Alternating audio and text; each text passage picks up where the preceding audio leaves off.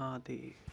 श्री सूत जी बोले, हे द्विजोतम, तीनों वर्गों में ब्राह्मण जन्म से प्रभु है। काव्य और काव्य सभी की रक्षा के लिए तपस्या के द्वारा ब्राह्मण की प्रथम सृष्टि की गई है। देवगण इन्हीं के मुख से हव्य और पितृगण काव्य स्वीकार करते हैं, अतः इनसे श्रेष्ठ कौन हो सकता है। ब्राह्मण जन्म से ही श्रेष्ठ है और सभी से पूजनीय है। जिसके गर्भ धारण आदि 48 संस्कार शास्त्र विधि से संपन्न होते हैं, वही सच्चा ब्राह्मण है। द्विज पूजा कर देवगण्य स्वर्ग फल भोगने का लाभ प्राप्त करते हैं। अन्य मनुष्य भी ब्राह्मण की पूजा कर देवता को प्राप्त करते हैं। जिस पर ब्राह्मण प्रसन्न होते हैं, उस पर भगवान विष्णु प्रसन्न होते हैं। वेद भी ब्राह्मणों के सुख से सन्निहित रहता है।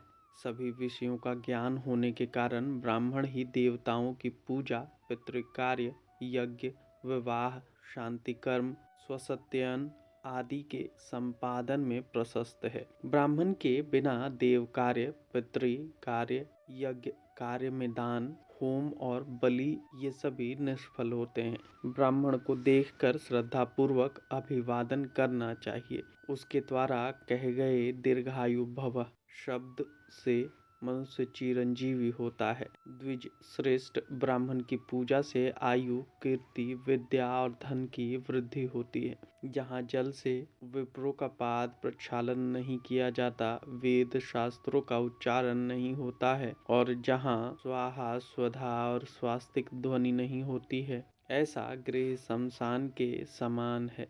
विद्वानों के नरकगामी मनुष्य के 26 दोष बतलाए हैं, जिन्हें त्याग कर शुद्धता पूर्वक निवास करना चाहिए। अधम, विषम, पशु, पिशून, कृपण, पापिन, नष्ट, रुष्ट, दृष्ट, पुष्ट, हृष्ट, कान, अंध, खंड, चंड, कुष्ठ, दतापहारक, वक्ता, करदय, दंड, नीच, खल, वाचाल, चपल, मलमास तथा अस्तेय। उपयुक्त 26 दोष के भी अनेक भेद प्रकार बतलाए गए हैं। विपेंद्र, इन 26 दोषों का विवरण संक्षेप में इस प्रकार है। गुरु तथा देवता के सम्मुख जूता और छाता धारण कर जाने वाले, गुरु के सम्मुख उच्च आसन पर बैठने वाले, यान पर चढ़कर तीर्थ यात्रा करने वाले तथा तीर्थ में गम्य धर्म का आचरण करने वाले, ये सभी अधम, संयक, दोष युक्त व्यक्ति कहे जाते हैं। प्रकट में प्रिय और मधुर वाणी बोलने पर हृदय में हलाहल विष धारण करने वाले कहते कुछ और हैं और कुछ और आचरण कुछ और ही करते हैं, ये दोनों विषम संज्ञान दोषमुक्त व्यक्ति कहे जाते हैं। मोक्ष की चिंता छोड़कर सांसारिक चिंताओं में श्रम करने वाले, हरि की सेवा से रहित प्रयाग में रहते हुए भी अन्यत्र स्नान करने वाले, प्रत्यक्ष देव को छोड़कर अदृश्य की सेवा करने वाले तथा शास्त्रों के सार तत्व को न मानने वाले, ये सब पशु संज्ञक दोषयुक्त व्यक्ति हैं।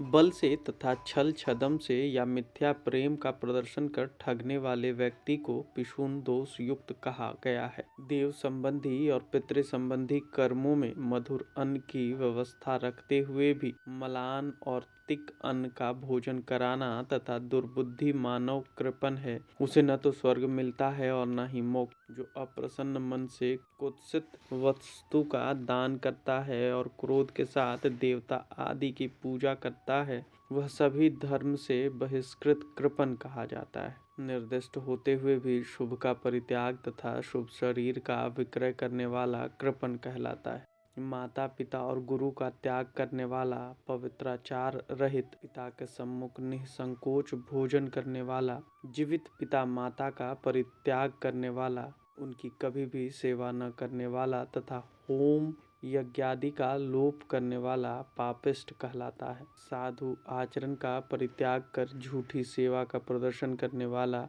वेश्यागामी, देव धन के द्वारा जीवन यापन करने वाले, भार्या के अभिचार द्वारा प्राप्त धन से जीवन यापन करने वाले या कन्या को बेचकर अथवा स्त्री के धन से जीवन यापन करने वाले ये सब नष्ट संज्ञक व्यक्ति हैं। ये स्वर्ग एवं मोक्ष के अधिकारी नहीं हैं। जिसका मन सदा क्रूर रहता है, अपनी हीनता देखकर जो क्रोध करता है, जिसकी भौहें कुटिल हैं तथा जो क्रोध के रुष्ट स्वभाव वाला है, ऐसे 5 व्यक्तियों के व्यक्ति रुष्ट कह सकते हैं। अकार्य में निदित आचार में ही अपने जीवन करने वाला, धर्म कार्य में अस्थिर, निद्रालु, दुर्व्यसन में आसक्त, मद्यपायी, स्त्री सेवी, सदैव दुष्टों के साथ वार्तालाप करने वाला, ऐसे 7 प्रकार के व्यक्ति दुष्ट कहे जाते हैं।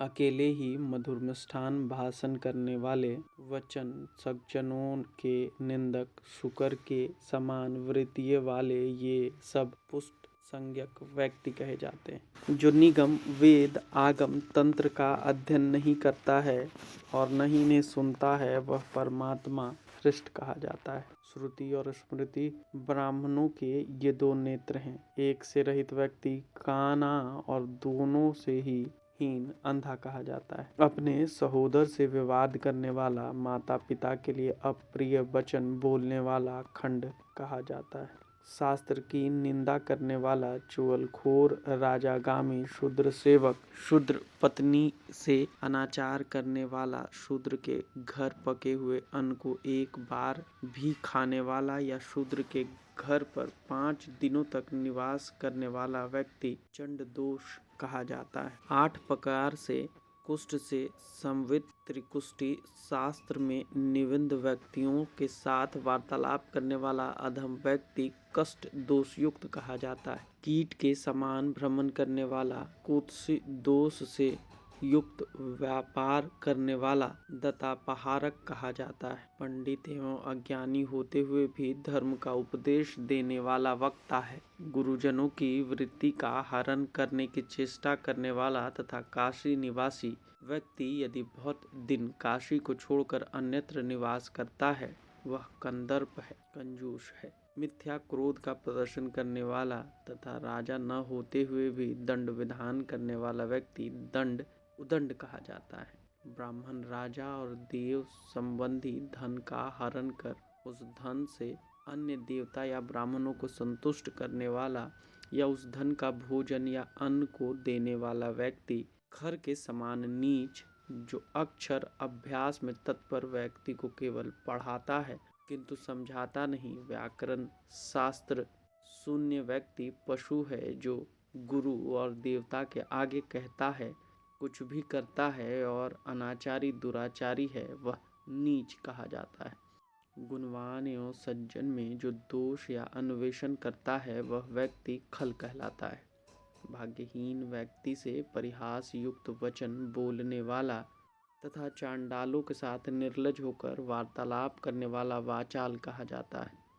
पक्षियों के पालने में तत्पर, बिल्ली के द्वारा अनित भक्ष्य को बांटने के बहाने बंदर की भांति स्वयं भक्षण करने वाला, व्यर्थ में तृण का छेदक, मिट्टी के खेले को व्यर्थ में भेदने वाले, मांस भक्षण करने वाले, अन्य की स्त्री में आसक्त रहने वाले व्यक्ति चपक कहलाता है।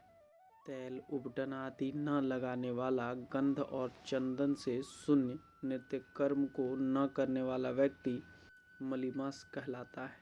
अन्याय से अन्य के घर का धन ले लेने वाला तथा अन्याय से धन कमाने वाला, शास्त्र निषिद्ध धनों को ग्रहण करने वाला, देव पुस्तक, रत्न, मणि, मुक्ता, अश्व, गौ, भूमि, स्वर्ण का हरण करने वाला चोर कहा जाता है। साथ ही देव चिंतन तथा परस्पर कल्याण चिंतन न करने वाला, गुरु तथा माता पिता का पोषण न करने वाला, उनके प्रति पालनीय कर्तव्य का आचरण न करने वाला एवं उपकारी व्यक्ति के साथ समुचित व्यवहार न करने वाला, ये भी सतेई है। सभी दोषी से युक्त व्यक्ति रक्तपूर्ण नरक में निवास करते हैं। इनका सम्यक ज्ञान सम्यन हो जाने पर मनुष्य शिवत्व को प्राप्त कर लेता है।